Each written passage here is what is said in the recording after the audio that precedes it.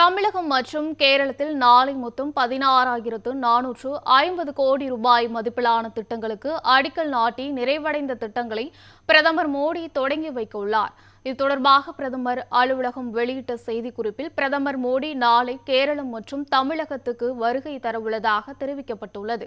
அப்போது திருச்சியில் இருந்தபடி சுமார் 5,650 கோடி ரூபாய் மதிப்பிலான புதிய வளர்ச்சி திட்டங்களுக்கு அடிக்கல் நாட்டி நிறைவடைந்த வளர்ச்சி திட்டங்களை பிரதமர் தொடங்கி வைக்க உள்ளார் என்றும் கூறப்பட்டுள்ளது.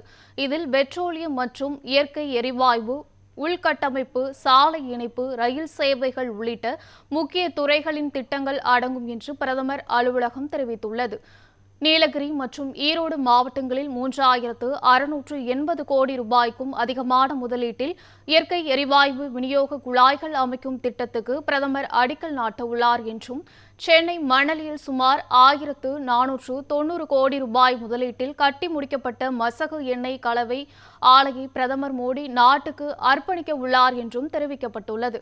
தமிழகம் மற்றும் கேரளத்தில் மொத்தம் 16,450 கோடி ரூபாய் மதிப்பிலான பல்வேறு திட்டங்களை பிரதமர் மோடி தொடங்கி வைக்க உள்ளார் என்றும் பிரதமர் அலுவலக செய்திக்குறிப்பில் கூறப்பட்டுள்ளது.